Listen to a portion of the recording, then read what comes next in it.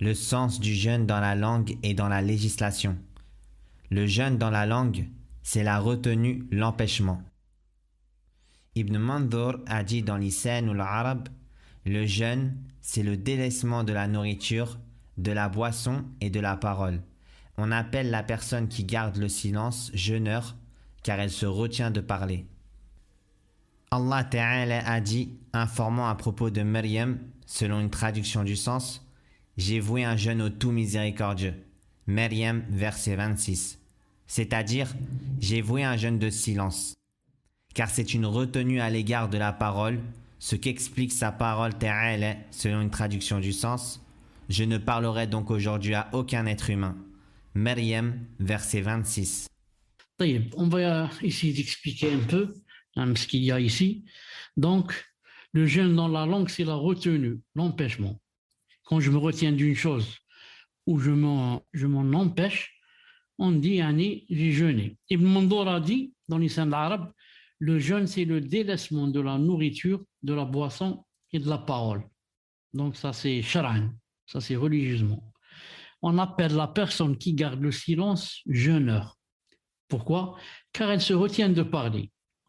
Allah Ta'ala a dit, informant à propos de Maryam, dans une traduction rapprochée, j'ai voué un jeûne au tout miséricordieux. Inni nazartu lirrahmani sawman. Quel genre de jeûne? C'est-à-dire un jeûne de silence. Naam. Quelle est la preuve? Naam.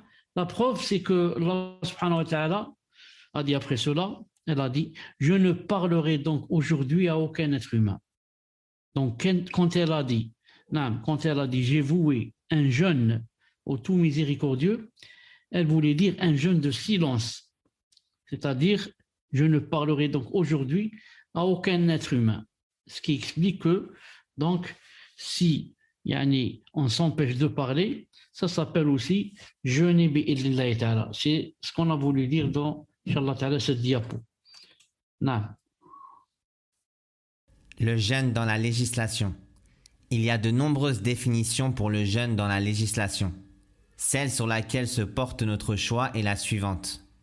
C'est l'adoration d'Allah Ta'ala en se retenant de manger, de boire et du reste des annulatifs du jeûne, de la seconde levée de l'aube jusqu'au coucher du soleil, d'une personne spécifique selon des conditions spécifiques. Donc par rapport à maintenant le jeûne dans la législation, et ce qui nous importe, c'est ça, c'est pas dans la langue, mais dans la législation, il y a de nombreuses définitions par rapport au jeûne. Mais nous, on a choisi cette définition, Inch'Allah ta'ala, celle-là. Donc le jeûne, c'est quoi religieusement? C'est l'adoration d'Allah ta'ala. L'adoration d'Allah ta'ala en se retenant de manger, de boire et du reste des annulatifs du jeûne. Donc, on va se retenir de manger, de boire et des autres annulatifs en considérant cela comme adoration. C'est pour ça qu'il a dit, c'est l'adoration d'Allah Ta'ala en se retenant de telle et telle chose. C'est-à-dire que on ne va pas jeûner avec l'intention que c'est pour la santé, ou bien c'est un sport, ou bien ça décontracte les intestins, ou bien je ne sais pas quoi.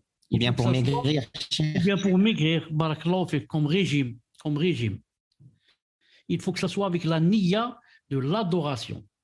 Car si je ne mange pas, je ne bois pas, et je m'éloigne des annulatifs, sans mettant la niya de l'adoration, je n'ai pas jeûné religieusement. J'ai jeûné seulement dans la langue. Ensuite, ce jeûne, cette adoration, qui est le fait de s'empêcher de boire, de manger et de s'éloigner des autres annulatifs, ça commence quand? De la seconde levée de l'aube. L'aube, le fajr thani. Car il y a deux fajr. Il y a le premier, il y a le deuxième. Le premier, c'est juste pour avertir la personne que, attention, il reste peut-être 10 minutes ou un quart d'heure pour commencer le siyam. Quelqu'un qui est, par exemple, junub, il doit se lever pour, par exemple, se laver. Et c'est bid'a d'arrêter de manger à la première levée de l'aube. C'est bid'a. Mais il faut s'arrêter de manger et de boire à la seconde levée. C'est là où c'est le moment de jeûner, du début du jeûne, et le moment aussi après après un quart d'heure à peu près, de faire la prière du matin.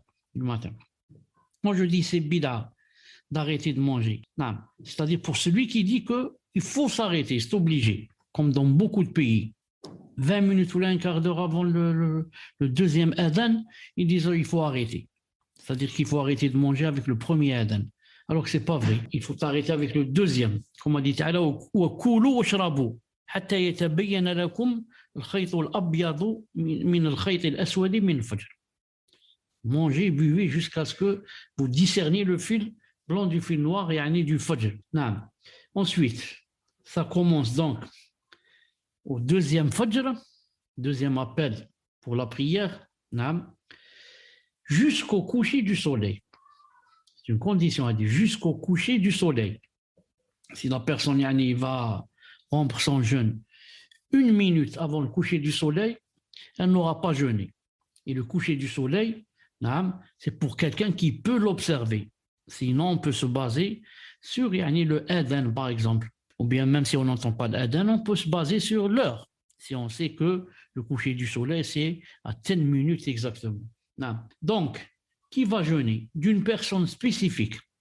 Ce n'est pas n'importe qui va jeûner. Par exemple, le kafir ne va pas jeûner. Il faut une personne spécifique. Par exemple, un musulman.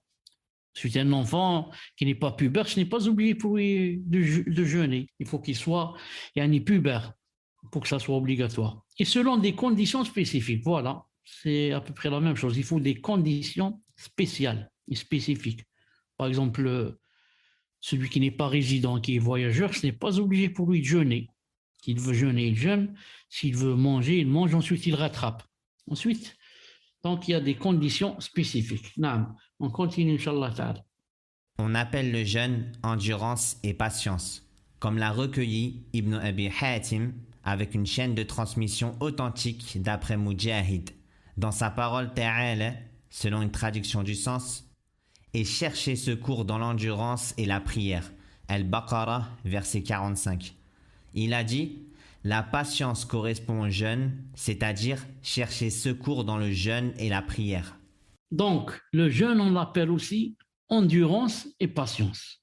Comme l'a recueilli Ibn Abi Hatim, rahimahullah, avec une chaîne de transmission authentique que d'après Mujahid, rahimahullah, lorsqu'Allah Ta'ala a dit « et chercher secours dans l'endurance et la prière ». Wasta'inu bis-sabri was-salat. Chercher secours dans l'endurance sabr et la prière salat. Il a dit, c'est-à-dire Mujahid, la patience, quand il a dit ici, chercher secours dans la patience, ça correspond au jeûne. C'est-à-dire Allah Ta'ala a voulu dire chercher secours dans le jeûne et la prière. Donc, il a appelé ici quoi? Il a appelé ici le jeûne, il ne l'a pas appelé par le mot jeûne, mais par le mot endurance et patience. Et ça existe dans notre religion d'appeler une chose par un autre nom, parce que si cet autre nom, c'est ce qu'elle contient de plus et en plus. Donc, pourquoi il a appelé ici le jeûne, il l'a appelé endurance. Il l'a appelé patience, il n'a pas dit jeûne. Pour dire que le jeûne, c'est la patience. Celui qui ne patiente pas, il ne peut pas jeûner. Celui qui, si à peine il a des contractions, par exemple, il va dire, moi, je ne peux pas, je vais manger.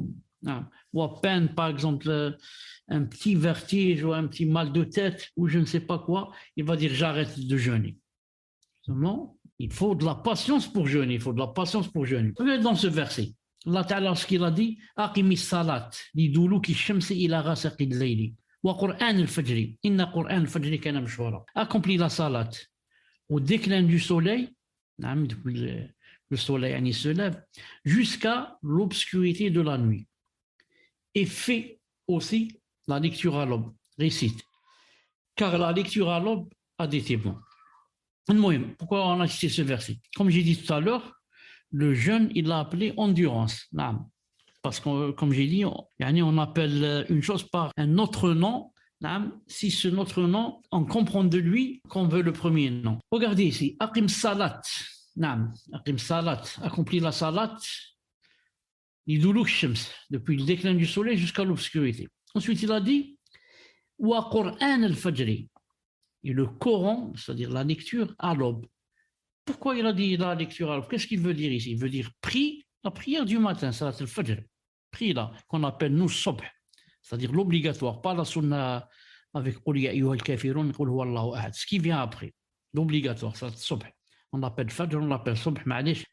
Il a dit aussi, fais la lecture à l'aube, c'est-à-dire prie la prière du Subh.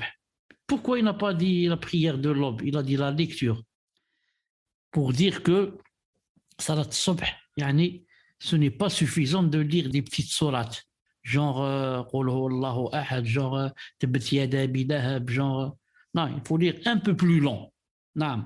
C'est pour ça que, au lieu de dire prie, la prière du Fajr, il a employé le mot lecture, car il contient beaucoup de lectures. Il l'a appelé par un autre nom. Comme il a appelé Siyam, il a appelé quoi? Il a appelé patience. Elle doit contenir beaucoup de patience. La même chose ici. En parlant de Salat Subh, il a dit la lecture à l'aube. C'est pour insister sur le fait de lire des choses plus ou moins longues et ne pas lire des choses très courtes. Ça, c'est aussi des exemples que on appelle une chose par un autre nom, mais on choisit ce qu'il y a de plus important dans cette chose. Il y a un autre exemple. Allah Ta'ala dit فاصبر على ما يقولون وسبح بحمد ربك قبل طلوع الشمس وقبل غروبها ومن آناء الليل فسبح وأطراف النهار لعلك ترضى. Supporte ya Muhammad, supporte patiemment ce qu'ils disent, les kuffars, ce qu'ils disent de toi, ce qu'ils disent de Allah Ta'ala, ce qu'ils disent de cette religion, supporte. Et célèbre sa louange, c'est-à-dire sabbih bihamdi rabbika, avant le lever du soleil et avant son coucher, et pendant la nuit. Qu'est-ce que ça veut dire ici? Et célèbre la louange, sabbih bihamdi rabbika qabla tulu' ash-shams, avant le lever du soleil, avant son coucher. Sabbih ici, ça veut dire prie, parce qu'autrefois c'était obligé, avant que la salat ne soit obligatoire, les 5 prières, c'était obligé de prier une fois le matin et une fois vers salat al-asr, avant le coucher du soleil. Mais et la nuit aussi, c'est-à-dire même pour les musulmans. Ensuite, c'était devenu spécialement pour le prophète sallallahu alayhi wa sallam. C'est juste pour lui obligatoire de prier la nuit, nafila. Pour nous, non. Après que ces 2 prières, Allah Ta'ala, on a imposé 5 le jour de Mi'raj, comme vous savez. On a imposé 5. Le témoin ici supporte patiemment ce qu'ils disent et célèbre sa louange, c'est-à-dire sabbih, avant le lever du soleil et avant son coucher. Et on a dit que sabbih ici, ça veut dire prie. Prie le matin, prie le soir. Mais pourquoi alors il a dit sabbih au lieu de dire prie? Pour te dire que la prière, ce qu'il a de plus important, c'est le tasbih. Parce que quand tu dis Allahu Akbar, ensuite tu commences Fatiha, ensuite inclinaison, Subhan Rabbi al-Azim wa bihamdi. Ensuite, quand on se prosterne, Subhan Rabbi al-A'la, Subhan Rabbi al-A'la wa bihamdi, Subhan Rabbi al-A'la. Et comme ça. Donc, la prière ici, de l'appeler par un autre nom qui est le verbe tasbih, pour dire que le tasbih est très important dans la salat. Et vous savez que c'est obligé. C'est obligé de faire au moins un tasbih quand on est incliné, au moins un tasbih quand on est prosterné. Et si quelqu'un dit, par exemple, je ne veux pas faire le tasbih, je m'incline seulement, je ne dis rien, on lui dit ta salat est nulle. Pourquoi? Car tu as délaissé une chose obligatoire dans la salat. Et plus on fait le tasbih, 3, 5, 7, plus c'est mieux, Inch'Allah Ta'ala. On l'appelle aussi voyage, comme l'a recueilli At-Tabari avec une chaîne de transmission authentique d'après Abu Huraira et Ibn Abbas dans sa parole Ta'ala, selon une traduction du sens. Ils sont ceux qui se repentent, qui adorent, qui louent, qui parcourent la terre. At-Tawbah, verset 112.